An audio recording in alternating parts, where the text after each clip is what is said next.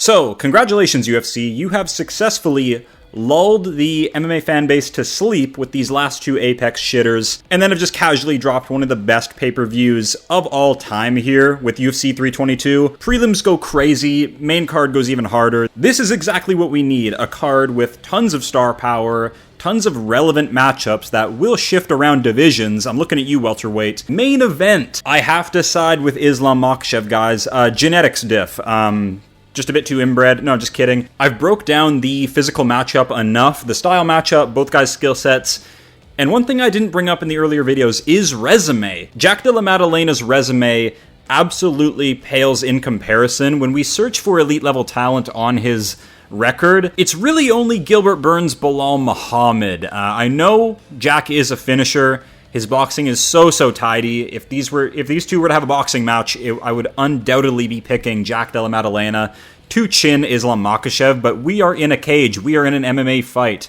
Islam has made a career avoiding stand-up exchanges. I know the Poirier fight is fresh in everyone's mind, so they're living on a hope and a prayer that Jack Della Maddalena is going to come in and just chin Islam Makhachev, just morph into Adriano Martins and just spark out Islam Makhachev. I just don't see it. I don't see it. I see a sad turn of events. We don't deserve nice things. I predict a submission win from Islam Makhachev. Sign of caution, first fight up at the 170-pound division. I've made plenty of comments about how Islam Makhachev, we don't know what he's going to look like up at this division. He could be slow, he could be sluggish, and gas out later into the fight because of all this new muscle. But the squeeze and grip strength on Islam Makhachev, this guy's already just a Caucasus mutant, okay? It's going to be even worse. I fear that Jack Della Maddalena is going to feel a strength that he's never felt before and run into a real shock. It's going to come to a big surprise when he can't buck out and scramble out. Ramazan Ameev is basically Islam Makhachev without any testosterone, and even he put Jack Della Maddalena in a pretty tight submission. Look, all credit to Jack. He's so scrappy in all aspects of an MMA fight. He's hard to hurt with strikes, he's hard to submit, he's hard to control. Against regular MMA fighters, Islam Makhachev just is the exception, guys. Like, complete mutant strength, Caucasus warrior, just too inbred in this matchup. But of course, sign of caution, I don't recommend betting it. It will be Islam Makhachev's hardest fight, I do believe. He really got pushed against Poirier, who I've said again and again is just a millionaire already. How hungry is he really at this stage? And even he was able to give Islam a hard fight. Volk was as well, and Volk was undersized in that matchup. Not outskilled. Absolutely not outskilled in that matchup. Very competitive bout there, but outsize, outstrength, we could say. And I will say, the longer this fight goes, Islam Makhachev's chances of domination will slip away. Jack is going to get stronger as the fight goes on if he's able to buck out of dangerous grappling engagements, all this sort of stuff. If he is able to escape a number of Islam Makhachev's submissions and then rip damage, rip body shots, that will increase his chances of winning dramatically. I just don't see it. I see Islam Makhachev being too much of a mutant Caucasus freak. I predict a pretty nasty submission win from Islam Makhachev. Ground dominance as Jack Della Maddalena looks to buck and scramble out or counter wrestle. Just see him being too easily manipulated, I'm sorry. And this really hurts because Jack Della Maddalena, we can't ask for a more fun fighter. Beautiful boxing, chill dude, humble as all can be, but his resume just ain't there. It ain't there. I know both these guys are in their prime, so we will have a close competitive fight, but for a pick, we're going Islam. I just see it happening. I see him shutting everyone up with a submission victory. But all credit to Jack. Jack is going to make this fun, and he will make it competitive. This is not a high-confidence pick, but we are going to go with Islam Makhachev. Underrated female banger alert. Valentina Shevchenko, Weili Zhang. I'm going to go Weili Zhang. Bit more of an athlete, fresher, younger, next generation against Valentina Shevchenko, who is the GOAT, honestly. Who is sort of the GOAT of female MMA. I'd say like the lighter weight classes. At this age and this stage of her career, I don't really see a lot of scrap in her. We saw Manon Fiorot really push her, walk through her strikes, and really push a more dirty kind of boxing fight. And Shevchenko didn't look the greatest. Dropped 2 rounds on some scorecards. Not the greatest look. The technique is still there. The speed is still there from Valentina Shevchenko. However, I think Weili Zhang is just a better physical fighter at this stage. Weili Zhang has crazy underrated strength, so I hope she goes out there and does not play into Shevchenko's game as we see everybody do. Manon Fiorot made it close last time out, just coming out and, you know, kind of meat-heading forward with punches, and it was sort of kind of working on Valentina Shevchenko. So Weili Zhang learned from that performance. That Manon Fiorot was able to produce, make it ugly, push forward, be the aggressor. You can get a decision win over Valentina Shevchenko. She's had close ones before, and she's made mistakes in the past before, getting finished by Grosso. I think Weili Zhang has a lot to learn from Valentina Shevchenko's sort of past slip-ups, so we're going to go Weili Zhang. I don't know method of victory, though. I just see a more in-prime, more physical chick. Weili Zhang's a gangster, man. Valentina Shevchenko, more stagnant. Just stands at range and just literally, like, vibrates. Valentina Shevchenko just fucking vibrating out at range and just being a leg kick master. Weili Zhang's gonna crash in, make this fun, make this dirty. I trust her to do that. Hopefully she doesn't get sucked into the sort of technical mirror matchup that Shevchenko can really confuse girls with. You'll make this close. I think Weili Zhang can get a decision. Valentina Shevchenko had a close one last time out with Manon Fiorot, and Manon Fiorot just kind of charged forward with boxing and didn't respect that range with Shevchenko, and she had a good performance. You know, she took early damage, which I think sort of hampered her performance long term in that fight. You know, Fiorot got her nose cracked early, but that is the game plan against Shevchenko. Be forward with the boxing, be aggressive, be physical, don't play around at range. She'll outclass you all day, vibrating out at space and just leg kicking you to a decision win. I trust in Weili Zhang to be the next generation and really go out there and prove it and show it. Valentina Shevchenko, those lips are only getting drier as these years go on, as these days go on. Weili Zhang, I think, underrated strength. I love her malleable game plans. She can really go out there and do anything. She's proven that. She can wrestle, she can strike, bully girls, she can move. So we're going to go Weili Zhang. I feel like it's time for the next generation. China's best, Weili Zhang. Bullet versus Magnum. I feel like there's a lot of missed promotion on this fight. We could have had some badass posters, TikTok edits, you name it. Yeah, I just feel like Weili Zhang's gonna sneak this one. Valentina Shevchenko, older generation. I don't see improvements. I see her looking the same from fight to fight. So the pick is Weili Zhang by decision, getting a new belt.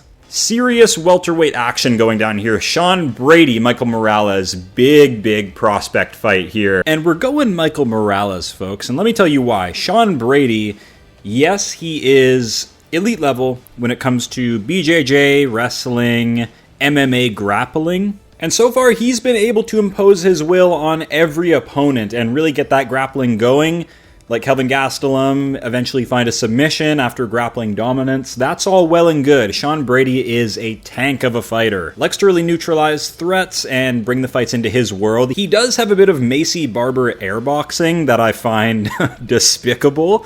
It's sort of this like grappler offense just to get yourself into range and look for collar ties, clinch ups, that sort of thing.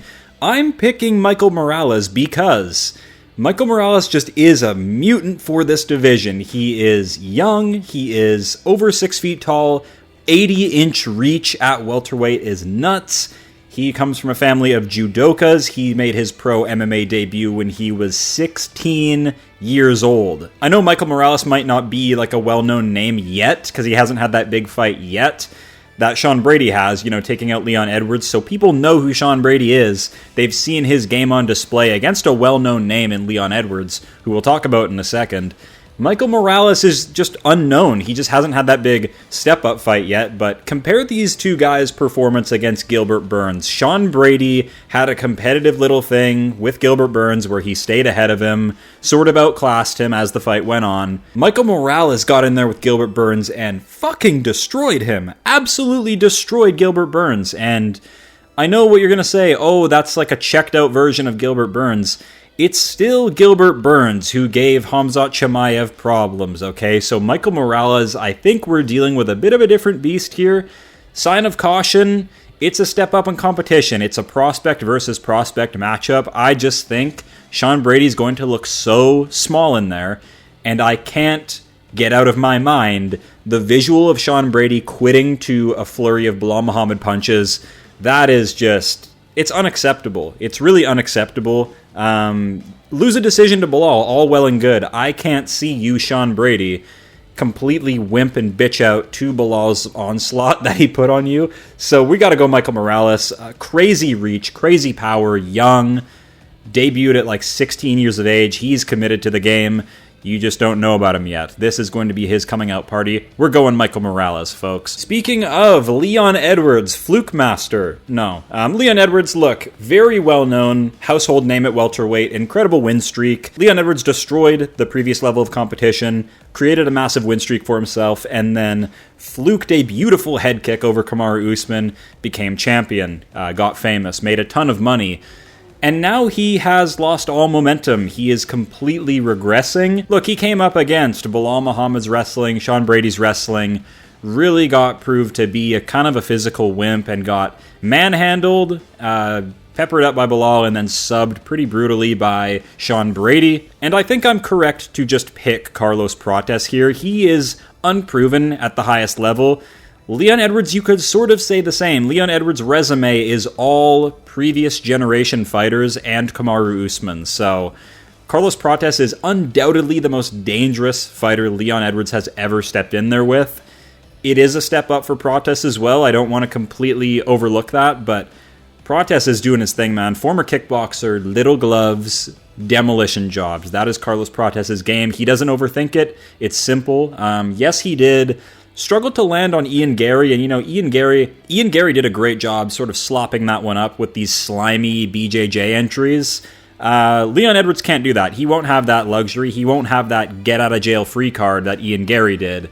And he will slowly break and eventually get KO'd by Carlos Prates. It is what it is. Look, Leon Edwards is rich now. He is a trainer at Renegade. He's not taking his career seriously anymore. He's checked out, in my opinion. It's going to be a Carlos Prates execution, glory kill from Carlos Prates.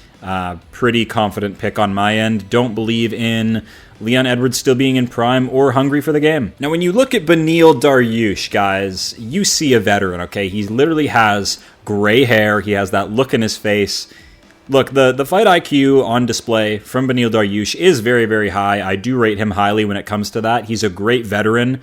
I think the chin is shot. I think Beneil Dariush, his durability is nowhere to be seen. He's just gotten through some of these matchups without being touched on the chin, like Renato Moicano. We can even go farther back. Tony Ferguson. All these matchups that Dariush has sort of showed out in and showed his veteranship, they were clean wins where he wasn't really put through a blender. Benoit Saint Denis will be putting him through a blender and marauding all over him. Look, BSD, plodster, slow, lumbering, sort of clueless in moments. Benoit Saint Denis can be the hammer and the nail, though. This is what I like about him. Even though his losses were brutal, Benoit Saint Denis will go through hell. He will absolutely push through nightmare damage on his face, on his body, and still look for a win. I think eventually he will just land on Dariush's chin, putting him out cold. Dariush is best when he is in a scramble, countering, all this sort of stuff. It's not going to work. And I know Dariush has that clip of like the comeback KO over close or whatever. Don't be fooled by that. Dariush is horrible in a dogfight, horrible in a firefight, doesn't have the durability to hang. He is scrappy in like the BJJ and stuff like this. Like go watch his Carlos Diego Ferreira fight, watch his Mateusz Gamrot fight. Those guys aren't really as dangerous as Benoit Saint Denis is. Benoit Saint Denis is fucking nasty with the striking. He's a great hammer, all things considered. Just a bit of an unproven plodster, completely outclassed by millionaire Poirier's boxing, all that stuff. So sign of caution. Benoit Saint Denis, the fights are quite chaotic, but I think he'll just bomb out Dariush here. Crowd's going to go crazy. Dariush, feel like that retirement's coming, or at least like a slip out of the rankings. Dariush is crafty, but I think he will be the next lightweight to sort of slip out of these rankings. So we're going to go BSD, folks. All right, wrestling dads, gear up for this one. We got Bo Nickal, the best fighter in the world, against Rodolfo Vieira, okay, BJJ phenom. In all seriousness, Bo Nickal will probably just dominate this fight because Rodolfo Vieira is BJJ robust, self-admittedly hates fighting, is a huge pussy in there. Rodolfo Vieira doesn't have the body type for prolonged wrestling, so if Bo Nickal wants to run a wrestling clinic, that will go good on Vieira. Vieira will eventually gas out and get finished. If Bo Nickal wants to look for a KO shot on the feet and be quicker to the punch, I think that's also a decent path to victory for him. So I don't really care about Bo Nickal. Wrestling prodigy, just got here in MMA. He has the ability to sell somehow across America, so he gets a big push by the UFC, but I don't care. He still has a lot to learn and a lot to improve on. Rodolfo Vieira is just shit, so this is clearly a Bo Nickal get back. Really wipe away that RDR slopfest loss that was so embarrassing, where he was sort of weight bullied, big-bodied, and yeah, got hit with the Looney Tunes knee, so down goes Bo Nickal there, but I think this is a decent get back for him. Rodolfo Vieira is quite the can. Middleweight madness, Roman Kopylov. We got Chase Hooper here versus Barack Obama, Gregory ROBOCOP Rodriguez. We're going to go with ROBOCOP simply because I've seen Roman Kopylov completely dominated by lesser, weaker grapplers like Albert Duraev. So hopefully Gregory comes out and just understands the assignment, doesn't go strike for strike with Roman Kopylov, who does have fast hands, fast kicks, good on the feet. Rodriguez is too. He's just more of a single shot kind of guy, looks to land his power, not a big combination guy, so he should just be strength-mogging Roman Kopylov here. And Paulo Costa, I did predict to completely shut down Roman Kopylov, and I think I have another good read here. Another big jacket Brazilian is going to just do a demolition job on Roman Kopylov. I just hope RoboCop goes to grappling in this fight, makes it simple for himself, doesn't get into a big wild brawl, because that'll give Roman Kopylov a chance. But Roman Kopylov doesn't take damage well. You saw Chris Curtis, peppered up this guy in the first round. Not a good look. Roman Kopylov, soft as baby shit, takes damage very easily, so RoboCop, just do your thing with the grappling, get an easy sub win or ground and pound win. Grappling mutant, Erin Blanchfield versus the baddie Tracy Cortez. This one's interesting because it's a rematch. These two chicks fought on regionals. Erin Blanchfield, I do like her process of just closing your eyes and hard charging forward into collar ties, clinch ups, and then going wrestle, BJJ, rinse and repeat. It's honestly an underrated strategy at women's MMA because there's not a lot of punishing KO power. There's not a lot of KO threat in the lighter women's division, so you can get away with this atrocious striking that Erin Blanchfield has. Tracy Cortez has good poppy volume, beat Jasmine Jasudavicius, it's a good look, but Tracy Cortez, not a lot of KO power to really shut down Blanchfield, not a lot of BJJ to sort of deal with Blanchfield either. Sort of average Tracy Cortez. Good cardio, physical, scrappy, but Erin Blanchfield, I just believe, has a better process. We'll see, though. Gonna side with Blanchfield, like how she cycles everything, like the striking, wrestling, BJJ. She is dangerous, honestly. And yeah, let's see how this goes. Similar records, similar builds. We'll see how this one goes. Gonna go Erin Blanchfield. I picked Manon Fiorot to defeat her. Sort of just a little wee grappling mutant. So we'll see. Maybe Tracy Cortez can shut her down with physicality.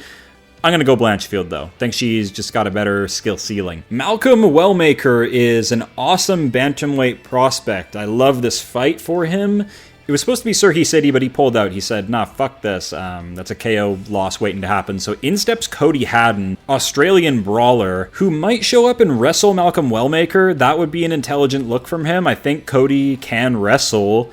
We saw him really run Dan Argueta through a bit of a blender and get him out of the UFC.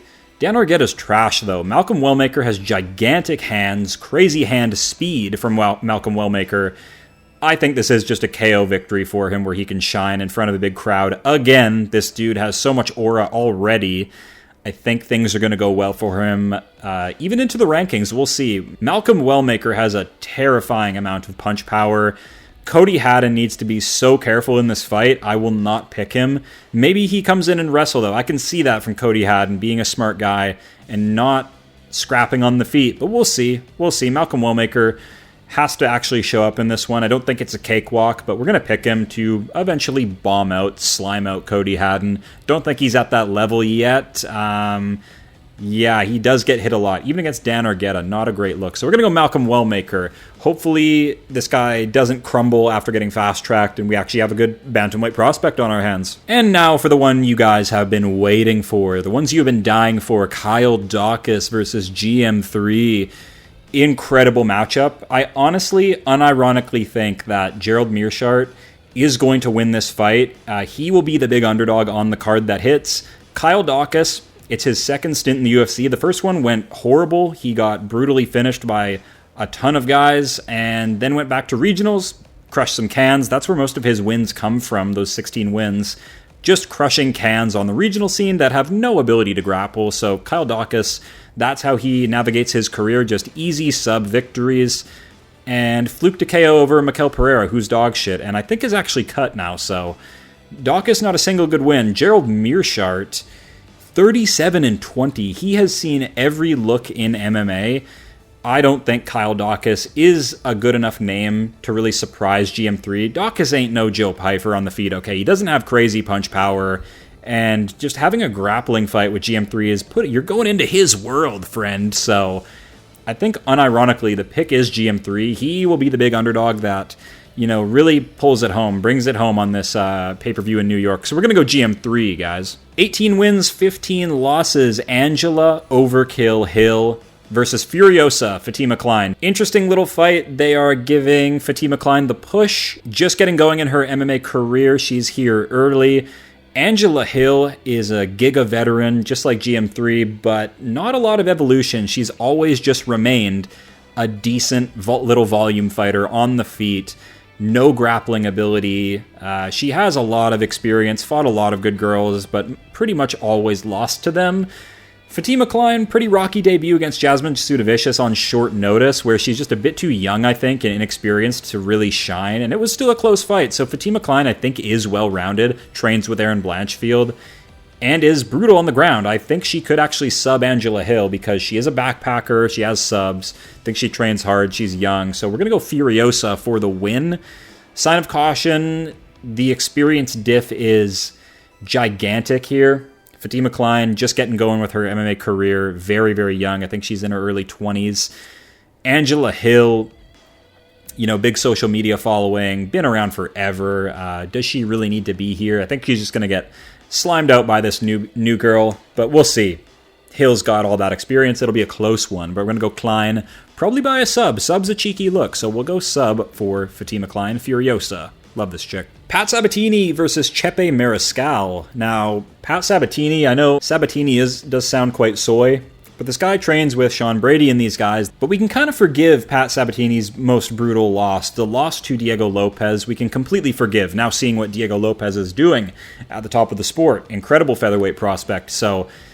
And yeah, Pat Sabatini last time out shut down, neutralized Joanderson Brito, which is an awesome win from Pat Sabatini. He looked great in that fight, took no damage, was in control of the whole 15 minutes. And Joanderson Brito nuked Chepe Mariscal in regionals, so there's a bit of MMA math for you. Mariscal on a good UFC win streak against UFC bottom feeders, Damon Jackson, Ricardo Ramos. It's the regional scene, actually, where Chepe Mariscal has all his losses. Bryce Mitchell, Steve Garcia, Brito, who are just destroying him. So I don't know, I'm going to side with Pat Sabatini. Chepe's got great volume, great cardio, trains with a lot of good guys, elite guys, but I don't think he's elite. I think he's a bit of a fraud in that aspect. Big pothead. I think Pat Sabatini's just got a better head on his shoulders. So we're going to go Sabatini to completely backpack or neutralize Mariscal, or even find a sub. We're going to go Pat Sabatini here, even though this is a somewhat of a short notice matchup. I think Mariscal finally takes a UFC L. And lastly, Baisanger SUSURKAEV, that's real fun to say, versus Eric McConico, Mini Khalil Roundtree. Look, SUSURKAEV didn't like the debut. This guy has such an ego problem, can't help but giggle and try to aura farm through his fights. Nearly got KO'd by a complete layup bum in his debut. So I don't like it. Sign of caution, needs to really get locked in. Maybe there's a world where Eric McConico comes in as the layup and just bombs him out. Who knows? He's terrible as well. Shouldn't beat Cody Brundage. That was one of the biggest robberies of the year. He did nothing against Brundage, and they gave him the win for some reason. So it's a SUSURKAEV win. He's in the script. He's written into the script. He's got the aura. He's an IEV. McConico barely even belongs here, has done nothing to even get signed, really. Was just signed. One of these guys is just signed for no reason, so he's just here to lose to people. SUSURKAEV for the win, but he does need to lock in. He has such an ego problem. You'll probably see it on Saturday night, so we're going to go SUSURKAEV by finish. And there it is, monumental fucking pay-per-view. I know the UFC stalled us out with 2 Apex cards, but that has just increased the buzz of this fight, honestly. Welterweight is getting figured out and really going to shift around after this one. Title fight and top contenders like Edwards, Prates, Brady, Morales, Islam, JDM. So great movement there for the division. And for what it's worth, great co-main event. Valentina Zhang is going to have some aura attached to it. They're very capable. of putting on maybe even like a fight of the night. Who knows? Great, incredible championship level women. That shouldn't be a snoozer. I think Zhang will bring the action out of Shevchenko, and we'll get a decent little thing. Good prospects. Malcolm Wellmaker's on this thing. Fatima Klein, Furiosa, good young prospects. The return of Bo Nickal. We got BSD on here. Roman Kopylov, Rodriguez, GM3. Yeah, excellent pay-per-view. It's going to be a lot of fun. Drop your takes down below. As always, thank you guys for watching, and I'll see you real soon.